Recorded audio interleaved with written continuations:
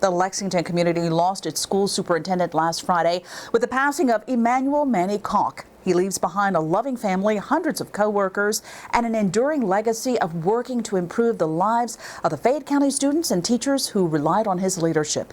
LEX 18's Michael Burke spoke with a student who saw another side of Manny Caulk, one that took him from the classroom to the highway. It's the LEX 18 Big Story at 5:30. Passion for education may have been matched by only one thing. And this is a 1970 Oldsmobile Cutlass Supreme, and it reminds me of a piece of Americana.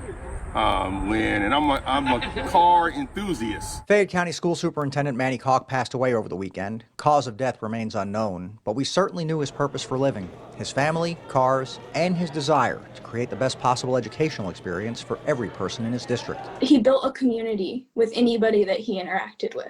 It just felt like a family. That's what he strived for during his 5 years in Lexington. Students like Calla Monroe, then an Eastside Technical Center student, got to learn that firsthand when Manny showed up with his Cutlass Supreme and showed the students what he'd done to it over the years. Calla interviewed him for the piece she produced that day. He really took the time out of his day and his busy schedule to come interact with our students, and it was a really touching experience.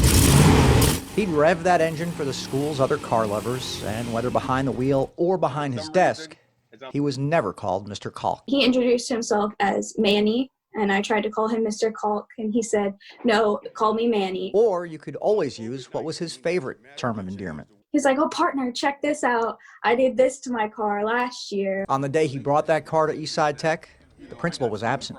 Mr. Stanfield's not here to see it, but the students are, and that's what's most important. To Manny Caulk, his partners were always what was most important. In Lexington, Michael Burke, LEX 18 News.